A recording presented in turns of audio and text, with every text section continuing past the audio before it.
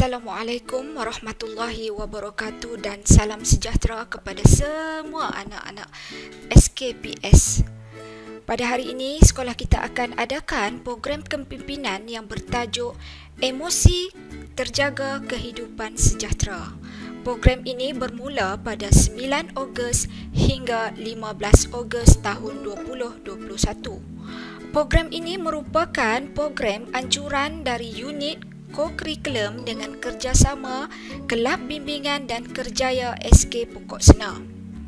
Program pada hari ini juga akan dijadikan satu program untuk memberi markah kepada kamu iaitu dalam PAJSK bagi murid tahun 4, 5 dan juga 6. Cikgu harap semua murid SKPS iaitu murid tahun 4, 5 dan 6 dapat menyertai program supaya kamu mendapat sijil penyertaan serta menjawab soalan kuis melalui link yang disediakan dalam grup kelas masing-masing. Sila beri perhatian dan mendengar apa yang akan disampaikan oleh cikgu hingga tamat. Cikgu akan bersama kamu dalam program kepimpinan iaitu yang bertajuk Emosi Terjaga Kehidupan Sejahtera. Sebelum cikgu teruskan, di sini cikgu mohon daripada semua anak didik yang belum subscribe, sila subscribe channel cikgu. Terima kasih. Okey, baiklah. Kita akan masuk kepada objektif program.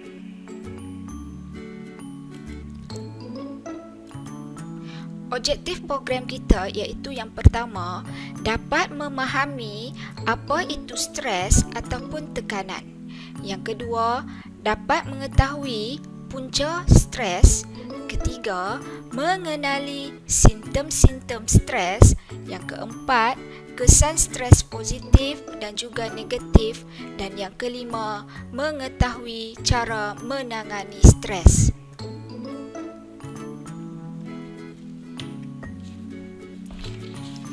Okey, cuba kamu lihat apa yang berada dalam gambar ini. Gambar ini menunjukkan seorang yang rasa tertekan ataupun terbeban dengan tugas atau kerja-kerja yang diberikan oleh guru, ataupun dia berasa stres kerana peperiksaan yang semakin hampir.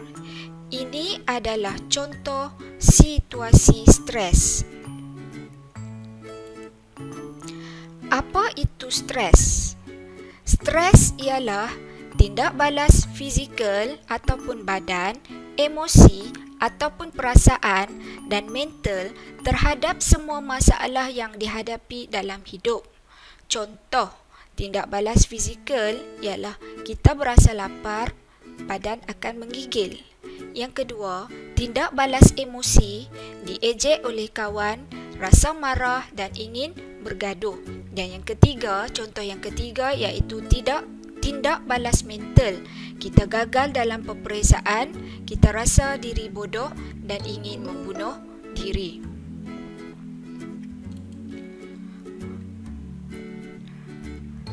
Apa itu emosi? Emosi ialah perasaan yang ada pada manusia hasil tindak balas seseorang terhadap sesuatu perkara, pengalaman dan peristiwa yang berlaku. Contohnya, emosi positif. Okey, kita berasa gembira, sayang, cinta dan juga tenang. Emosi negatif iaitu kita berasa cemburu, sedih, marah, benci, dengki, takut, keluh, kesah, keliru. Okey, emosi, cikgu ulang balik. Emosi ada dua jenis iaitu emosi positif dan juga emosi negatif. Emosi positif adalah emosi yang baik, emosi yang kita rasa gembira, sayang, cinta, tenang. Dan emosi negatif adalah emosi yang tidak baik iaitu cemburu, sedih, marah, benci, dengki, takut, keluh, kesah dan juga keliru. Okey. Apa Apa perasaan anda pada hari ini? Okey, cuba kita cek tengok apa perasaan yang kita rasa pada hari ini. Adakah kita rasa gembira, muram, yakin, gerun, meradang, bengong, penuh harapan, kagum, cemas, letih, keliru, histeria, kecewa, nakal, meluat, puas hati, duka cita, iri hati dan juga bosan. Ini adalah contoh-contoh perasaan yang ada dalam diri manusia.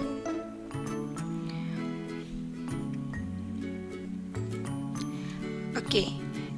Today, I choose to be a happy. Okay. Sebab dia, apa yang kita rasa happy? Okay, kerana kita tidak dimarahi oleh ibu, tidak dimarahi oleh ayah dan juga tidak dimarahi oleh sesiapa sahaja. Okay, kita rasa happy. Contoh media sosial iaitu Facebook. Facebook juga telah dijadikan medium untuk meluahkan perasaan. Contohnya, saya rasa sangat kecewa, saya rasa sangat sedih pada hari ini kerana dimarahi oleh ibu bapa saya. Okey, medium yang telah digunakan iaitu media sosial Facebook. Seterusnya, kita masuk kepada objektif yang kedua, iaitu mengetahui punca-punca stres. Stres berlaku ke atas remaja. Antaranya, hubungan percintaan. Yang kedua, dibuli ataupun diejek oleh rakan, ataupun rakan memulaukan kita. Yang ketiga iaitu masalah keluarga, iaitu ibu bapa yang bercerai. Dan yang keempat, masalah memilih kawan, terjebak dengan gejala sosial yang berlaku sekarang. Punca-punca stres. Punca-punca stres iaitu selalu ingin menang dan tidak suka kalah, terlalu teliti. Yang ketiga, suka mendesak dan menekan orang lain agar keinginan diri sendiri dipenuhi. Dan yang keempat, tidak senang hati dengan kelebihan orang lain. Punca-punca stres yang seterusnya iaitu risau yang keterlaluan, tidak suka ditegur, suka menimbulkan permusuhan, dan yang keempat, suka berdendam, bersangka buruk dan hasad dengki. Punca-punca stres juga berlaku tanggungjawab yang terlalu banyak dan pekerjaan yang kurang sesuai dengan kemampuan dan kebolehan diri. Terlalu banyak keputusan perlu dibuat dan pelbagai persoalan datang secara serentak dan keputusan perlu dibuat segera. Yang seterusnya, yang ketiga, iaitu pengharapan yang tinggi daripada ibu bapa, guru dan juga masyarakat. Yang seterusnya, tidak dapat menguruskan tugas dan tanggungjawab dengan sempurna kerana halangan dalaman dan juga luaran. Punca-punca stres iaitu dari segi masalah hubungan sesama manusia. Yang pertama, rakan sebaya. Berkawan dengan rakan-rakan yang terlibat dengan penagihan dadah, gangsterism, membuli dan juga ponteng sekolah. Di sekolah, tiada komunikasi yang baik antara murid dengan guru. Guru tidak profesional. Yang ketiga, di rumah. Ibu bapa sering bertengkar di hadapan anak-anak, keadaan rumah yang tidak terurus. Dan yang keempat, iaitu masalah hubungan sesama manusia dari segi masyarakat, iaitu berlaku penindasan dan kezaliman kerana mengejar harta dan pangkat agar diri dipandang hebat dan berkuasa. Ini adalah contoh tekanan positif di dalam diri kanak-kanak. Okey, yang pertama, adik-beradik yang baru lahir, dapat baby baru. Yang kedua, bertemu dengan kawan baru. Dan yang ketiga, menghadiri jamuan kanak-kanak, contohnya sambutan birthday. Dan yang keempat, pergi ke sekolah baru. Ini adalah contoh tekanan positif di dalam diri kanak-kanak. Contoh tekanan negatif pula ialah yang pertama, peperiksaan. Yang kedua, berhadapan dengan pembuli. Yang ketiga, berpindah rumah. Yang keempat, guru yang garang.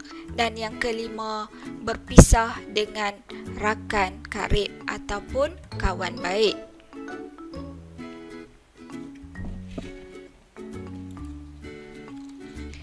Okay.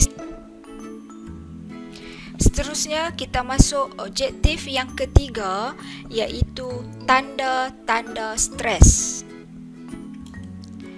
Tanda-tanda stres terdiri pada 4, iaitu fizikal, emosi, tingkah laku dan juga fikiran.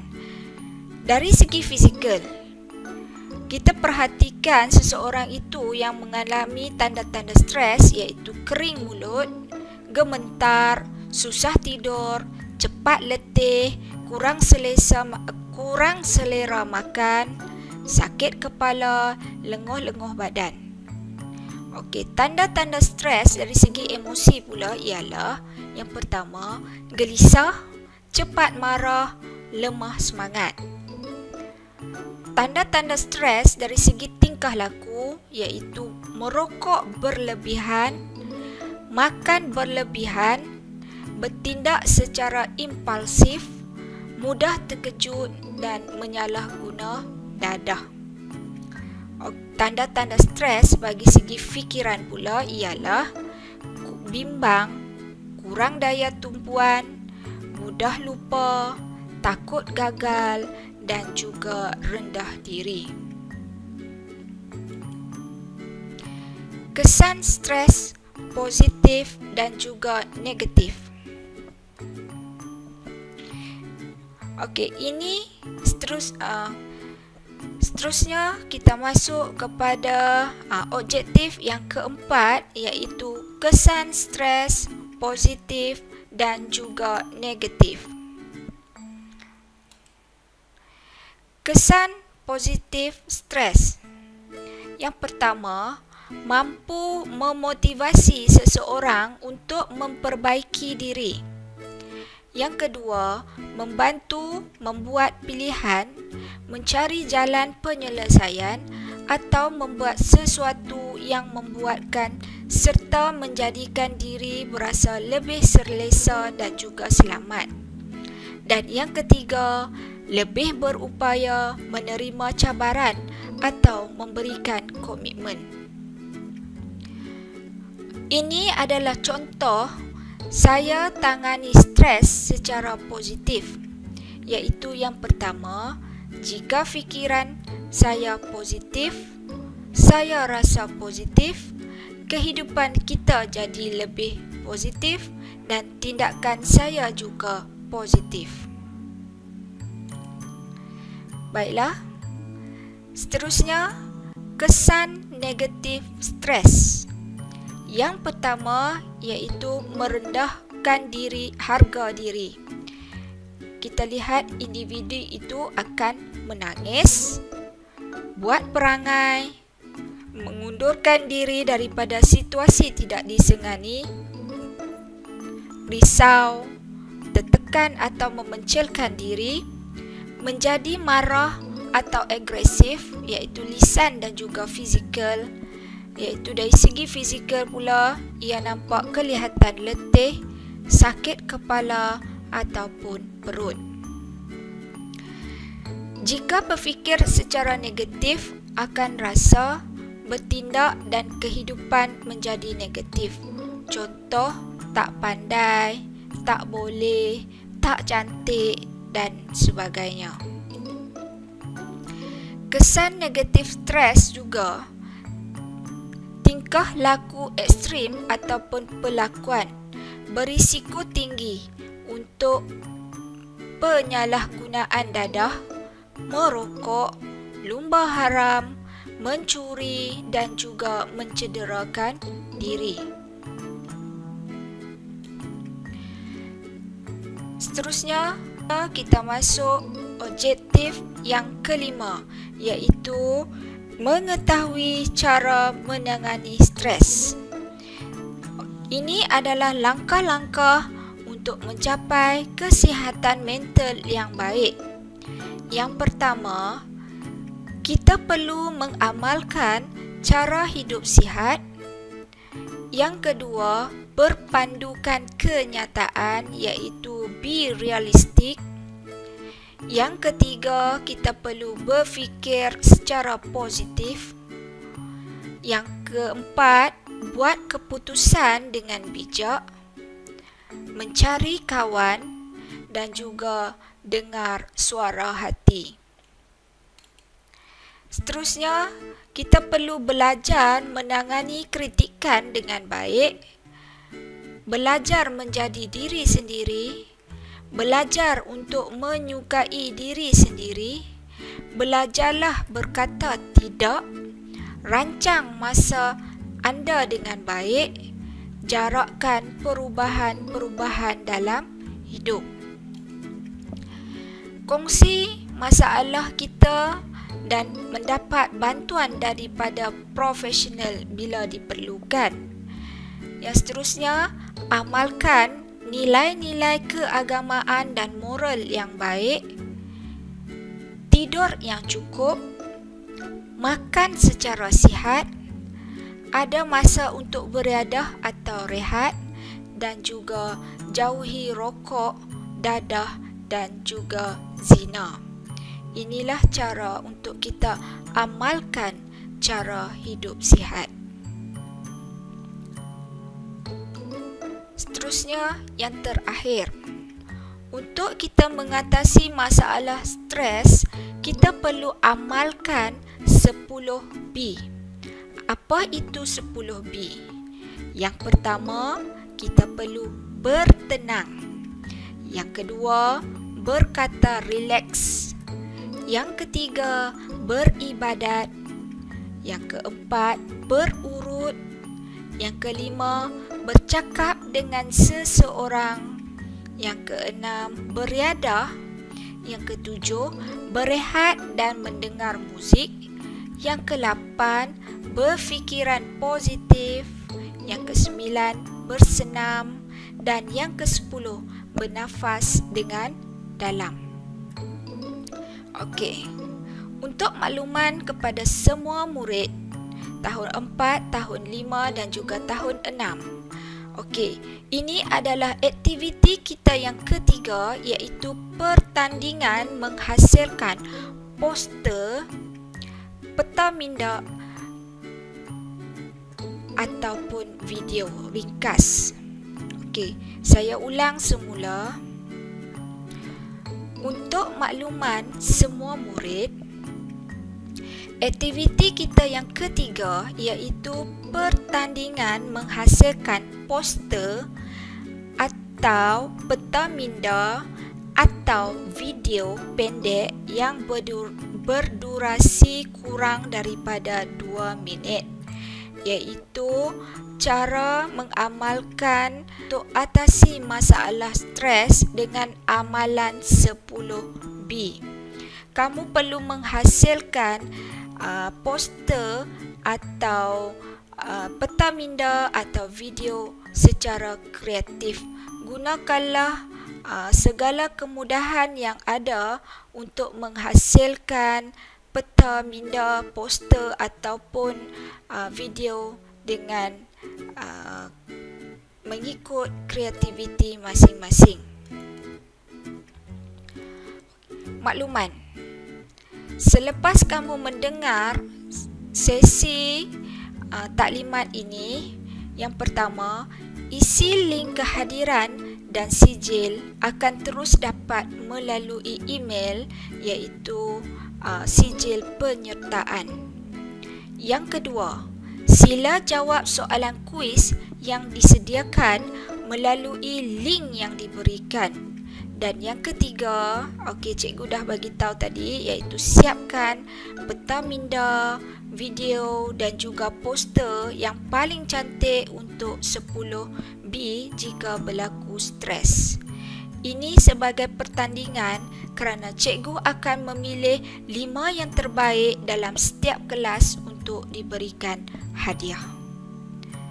Sekian, terima kasih. Assalamualaikum warahmatullahi wabarakatuh. Jangan lupa tekan butang subscribe.